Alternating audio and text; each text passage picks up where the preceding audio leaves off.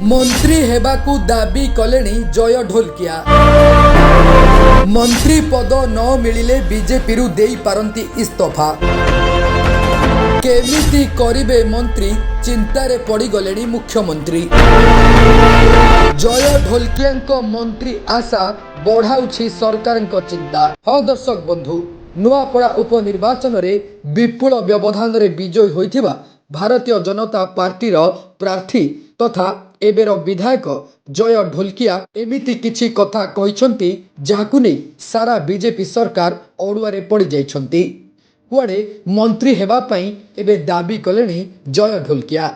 एमिति कि मंत्रिमंडल रे स्थान न मिलिले से बीजेपी छाड़ी देबाकू मध्य इशारा करिसंती, जाहाकु नै सोशल मीडिया रे जोरदार चर्चा आरंभ होईछि। एमिति कि अधारू जय ढोलकिया बीजेपी छाड़ी बिजू जनता दल को फेरी जिबा पई चाहि बसिछंती बोली चर्चा आरंभ होईछि। मु जे दलरू भी छिड़ा होइथिले निश्चय जीति थांती, एमिति कही बीजेपी को साइड मारिछंती जय ढोलकिया।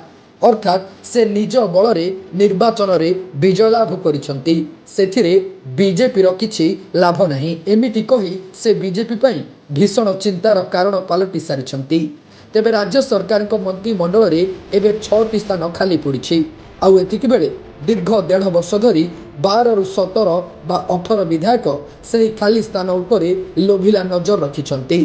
तेणु मंत्रिमंडल रे परिवर्तन हेबो बोली वर्षे धरी चर्चा चलीथिले मध्य धीरे धीरे पद्म घुंची घुंची जाउछि। आउ एबे नुआ करी बीजेपी को आसीथिबा आउ नुआ पड़ारी नुआ करी विधायक होइतिबा जय ढोलकिया मंत्री हेबा पई इच्छा करुछंती, जहा ओडिशार मुख्यमंत्री मोहन माझी को चिंतारे पकाई देछि। कारण मोहन माझी मंत्रिमंडल रे 6टी खाली स्थान थिबा बेले आशायी मानक संख्या 17 रु 18 रहिछि। किंतु सबुठारु बड़ अड़ुआर कथा हेउछि समस्तंकु मंत्री करी खुशी करिबा मोहन माझी को पाखरे संभव नुहे।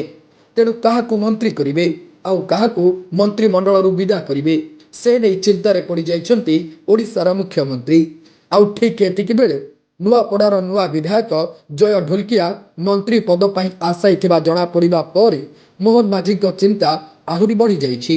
तबे जय ढोलकिया को नै जे एमिति चर्चा चलीछि सेतिरे केते सत्यता रहिछि ताहा स्पष्ट होइनि, किंतु सोशल मीडिया रे ताकू नै विभिन्न कथा सुनिबाकू मिलिछि।